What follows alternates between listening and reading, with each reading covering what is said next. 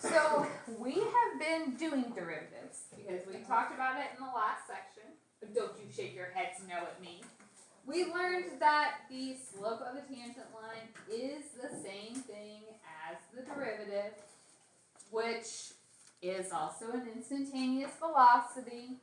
And we have two ways of calculating that, right? The f of x minus f of a over x minus a, limit as x approaches a1. Or the one with the a plus h's, and I told you a plus h's are usually nicer because the denominator is easier to cancel. So that's what we have been using with our derivatives. But at this point in our text, we are going to we're going to continue using this definition, but we are going to switch. Your book was using a's because we are always like giving a number to plug in. But the problem was, on the questions where it didn't give you a number, okay, and it just said like when x is equal to a, you got an expression like 6a minus 8 or something. If we are going to do more with that later, it would be helpful if the variable didn't change from an a to an x, or from an x to an a in the problem. So your book started out using a's, really just to kind of help you see this is what I'm plugging in, this is a specific number, and to help visualize that tangent graph. But now we are going to do the same thing, but we're not going to use a, we're just going to keep it as x.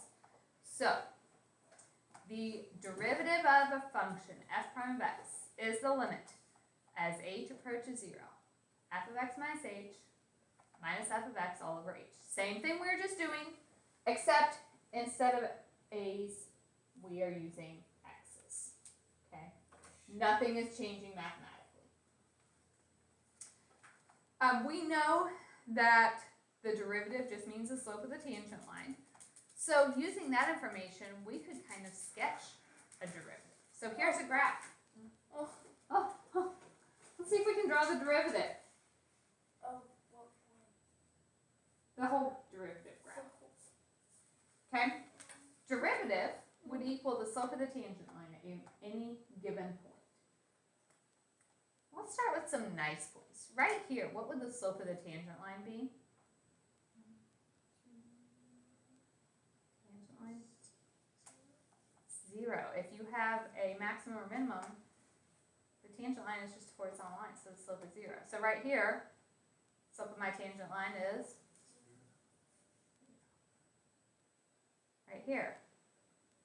Maybe more like right there. Slope of my tangent line is 0. So at those places, the derivative will equal 0. Now, I didn't give you any other actual points, so we're not going to get a perfect graph. But for this section, can you tell me, would my tangent lines have a positive or a negative slope? Negative. Because it's decreasing, so the tangent lines would have a negative slope for all of that. Now, if I'm drawing the tangent line throughout here, all of those lines are decreasing. Okay, it's getting flatter, so it's getting closer to 0, but they're all decreasing. That means the derivative would be negative. So because my graph was decreasing, the tangent lines would all have a negative slope, so my derivative is negative. Okay, what's happening with the tangent lines right here? Increasing. All of these are rising. So my derivative is positive. But at this point, I have to get back to 0, right? So I have to come up and at some point come back down. Now, is my graph real accurate here? No. But my zeros are in the right spot, and my positive and negative is correct.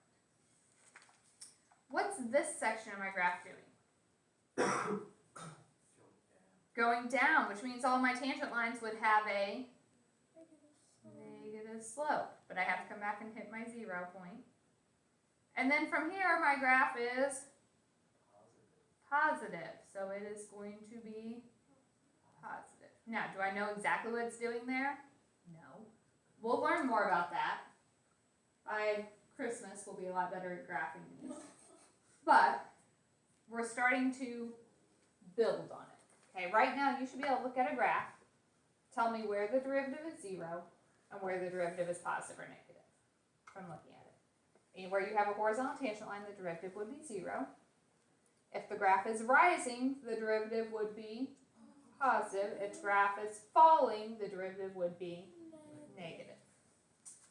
All right, so let's just kind of summarize that. Anytime the tangent line is horizontal, derivative is 0.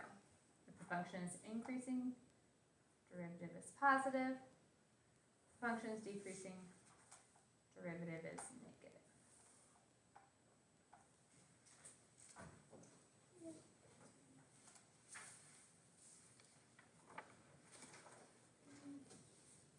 All right, now let's just practice finding some more derivatives. You'll notice instead of asking you to do it in terms of a, I'm asking for f prime of x. That means in terms of x. So if we do the limit as h approaches 0, f of x plus h minus f of x all over h.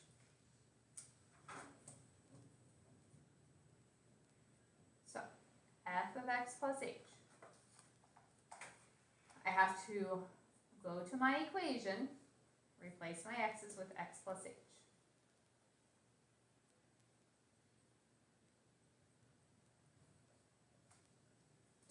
Minus f of x is just the original equation.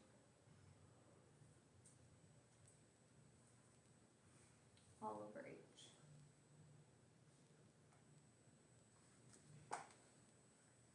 All right, x plus h cubed. So what does that mean we have to do? Multiply it out 3 times, or if you remember the shortcut, use that. So you get x cubed plus 3x squared h plus 3xh squared. Are you guys okay with me just writing out what we get and not showing you that work of multiplying? Minus x minus h, keep sharing negative x cubed plus x. Okay.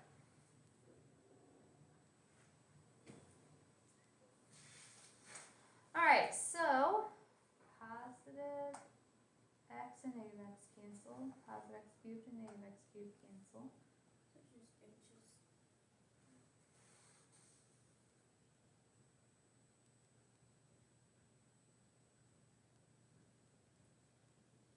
Taking h out of everything.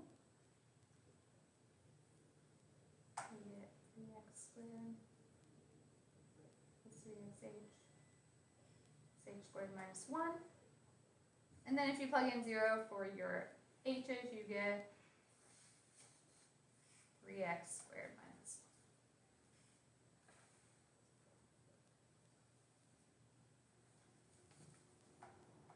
1. All right. B, I know we don't do it on a test or quiz, but why don't you grab a graphing calculator and graph x cubed minus 1 and 3x squared minus 1. I want you to compare the graph. So if we look, the blue was the original, and you can tell where it had a maximum, what was true about my derivative.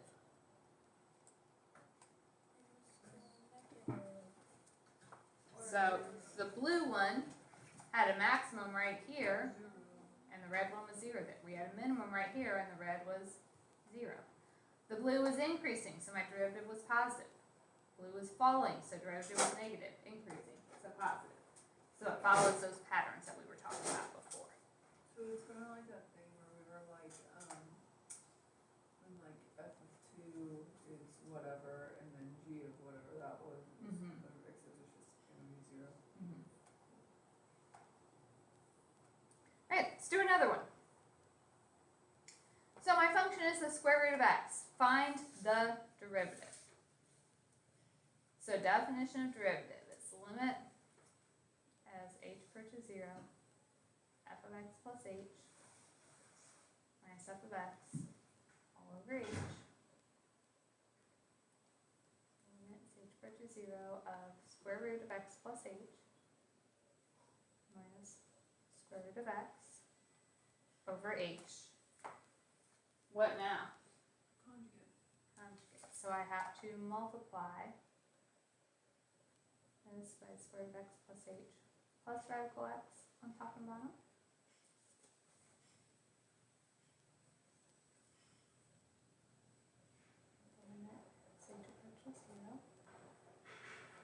Square root of x plus h times the square root of x plus h is x plus h. Conjugate, so outside and inside cancel. Minus square root of x times square root of x is x.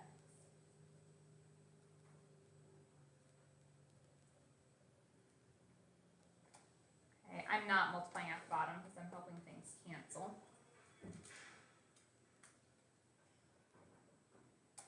So positive and negative x drop.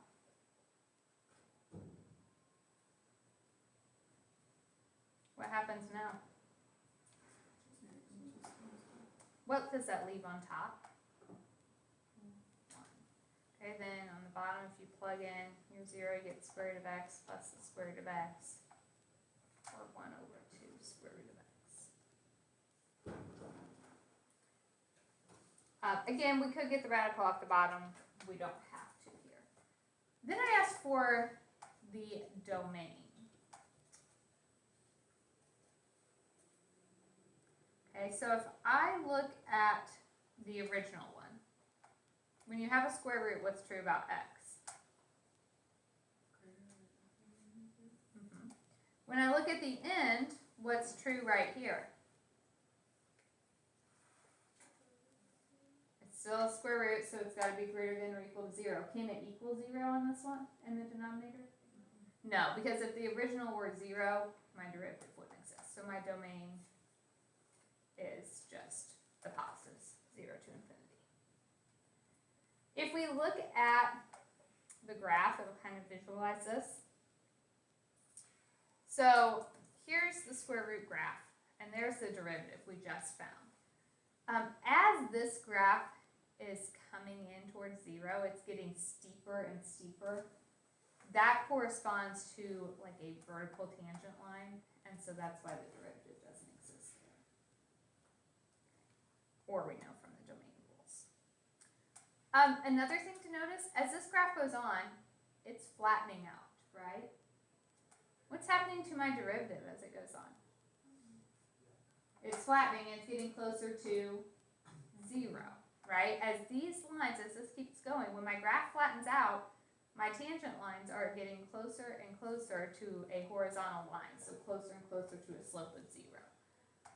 So, if we are looking at a place on the derivative where it's very small, we get flatter tangent lines, then that is corresponding to a horizontal asymptote. So when that original graph is flattening out, a lot of times that's giving us a horizontal asymptote in our derivative. All right, let's do another one.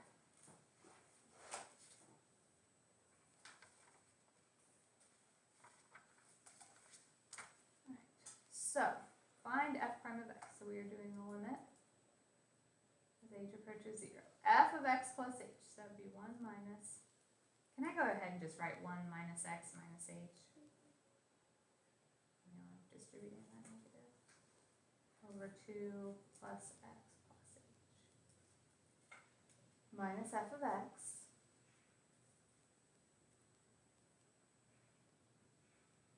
all over h. What are we going to do here?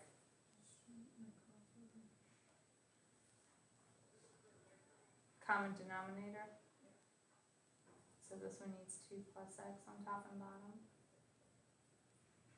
This one needs 2 plus x plus h on top and bottom.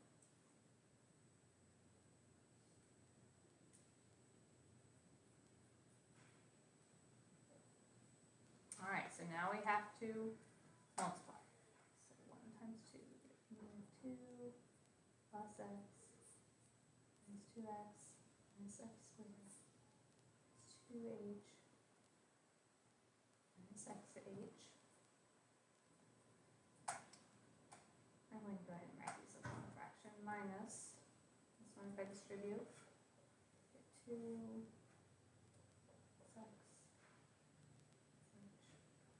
minus x minus x squared minus xh.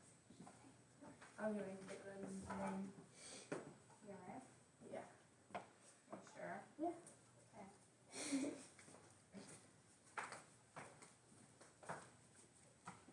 You're welcome.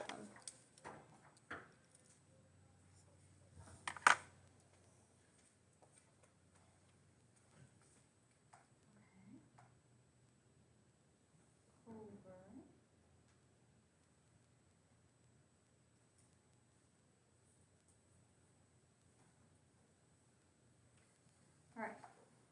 And this thing is all over h. Can I write that as times 1 over h? Is that okay? To divide fractions, we flip and multiply. So now we are hoping some of this mess cancels out. If I distribute my negative.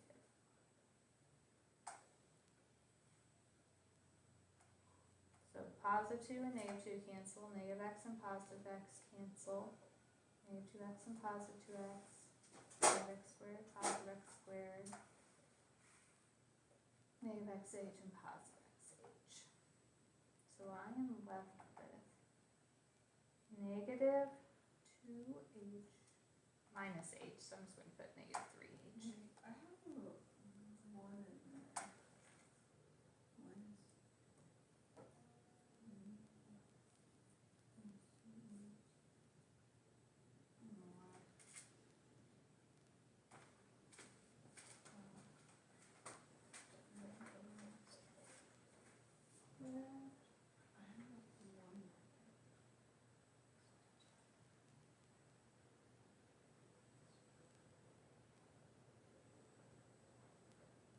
Should have been 1 times x. It should have been x.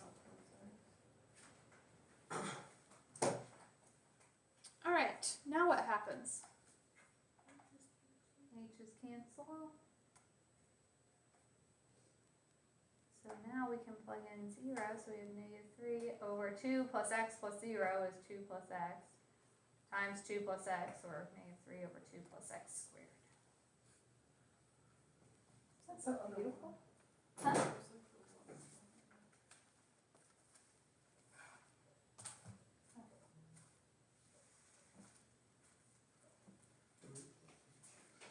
Huh? How do you get the 2 plus x squared? Because h is 0.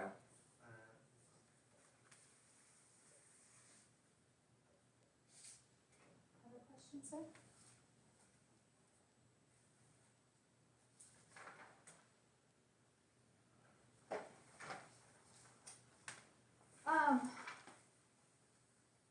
Okay, I'm going to do a couple more things.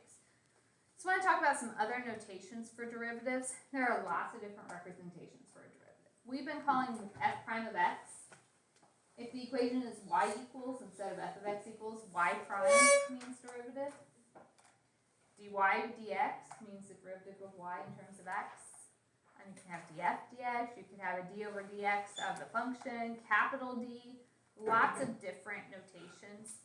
Typically, you will see me use the first 3. The 1 tick mark means a derivative, or dy dx we use sometimes. They all mean the same thing. Another notation that we might see, sometimes you guys were on the homework from last night, finding the derivative and then writing the equation of the tangent line at a particular point. So you did the derivative and then you had an x value to plug in, or an a value. If we have a number to plug in, you might see it written like this. This means the derivative and then you're plugging in a specific number for your variable. Terminology. If we say something is differentiable, that means it has a derivative. Okay, so differentiable means it has a derivative. I am going to switch gears now. And I'm going to go to the end of this. I copied some problems out of the book that are very similar to some of your homework questions, and I want to look at the first couple of those. So, this first one, kind of annoying, but we're going to do it. I want to try to use a graph to estimate our derivative.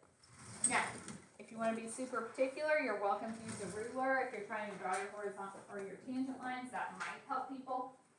I'll give you one just in case.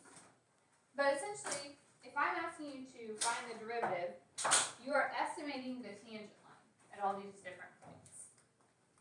So if I say f prime of 0, okay, and you guys are going to have this as like the first question on the homework. It's going to be one of these.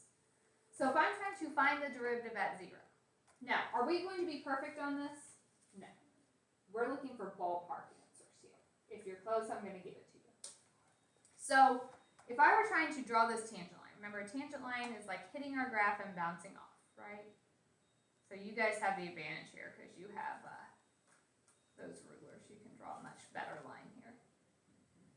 And we're estimating the slope of this line. So rise over run. So if I were going to go like from here to here, I would say I go up 1 and over I. I'm lower than I've ever been before. And I'm taking iron. Breathing. I am. So if I'm trying to estimate the slope, rise over run, between 2 points, I go up 1 and over maybe a fifth. 1 divided by 1/5 would be 5. Okay, f prime of 1. So if I were trying to estimate it at 1, and again, you guys are probably going to be better because you have rulers. You can draw a much better tangent line there than I can. So it would be like trying to estimate the slope of this line. So I would say 4. Oh, hold on. I did 1/2, didn't I? I wanted 1. I drew mine. So at 1/2, I'd say it's 4. 1 is right here. What's the derivative there? 0. At 2, is it going to be a positive or a negative?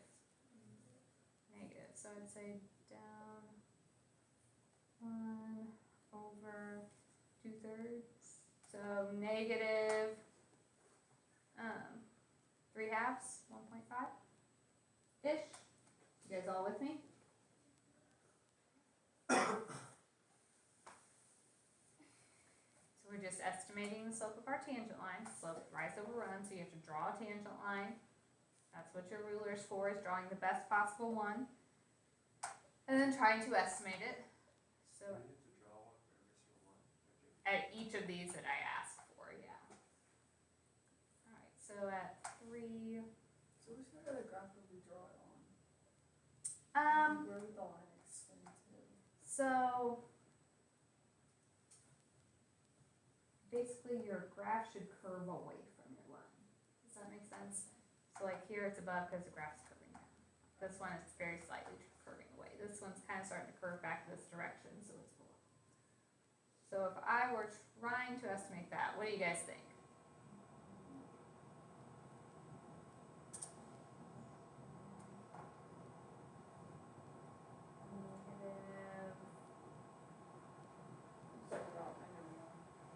-1 sounds good to me. Maybe it's just gonna have where are these numbers coming from? We're estimating the slope of the tangent line. Which is rise over run.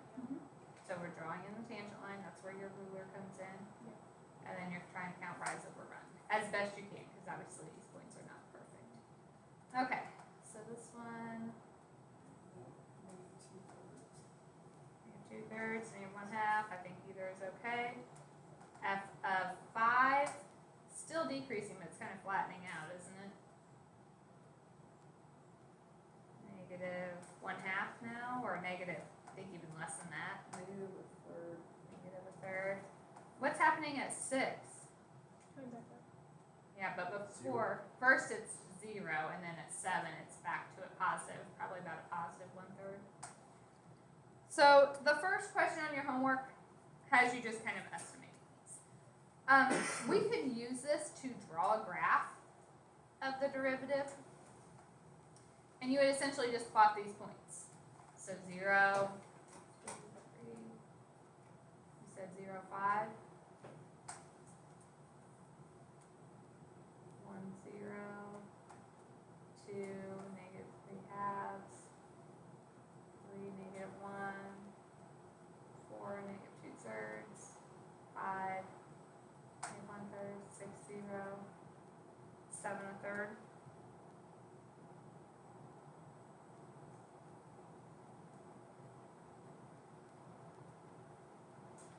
So we're getting something like that. Now obviously this is a super rough sketch, not very accurate, but it's in the ballpark. try one more graphing those, and then that might be where I stop today. So if I ask you to just take this and draw the derivative. Okay. First of all, look for anywhere the derivative would be 0. Where's that? Starting out at 0. Then I can see this part of my graph was increasing, so my derivative should be positive. Okay, right here it's increasing pretty steeply, but here it's flattening out. So it's positive, but what's happening to my graph? If these are flattening out, what's my derivative getting closer to? 0. So it's kind of like a horizontal tangent line there. This part was all decreasing, so it's negative, but again, it's flattening out, so it's getting closer to 0. So something like that might be my derivative. So why would it be like increasing and then flattening out like that? Well, because this section of the graph is becoming closer to a horizontal line. Oh, okay. All right, so we are nowhere near done with this section. It'll probably spend Monday and Tuesday on it. So this homework will be due Wednesday next week, but you can start it. I did print the book problems for you because some of them, like the first ones, it's helpful if you have that graph so you're not writing in my textbook trying to find your slope. But you cannot calculate everything on here. Okay, so use this piece of paper when you're drawing on your graphs. But if you're actually like working on a derivative, you're probably gonna need a piece of notebook paper. Don't try to squeeze everything into the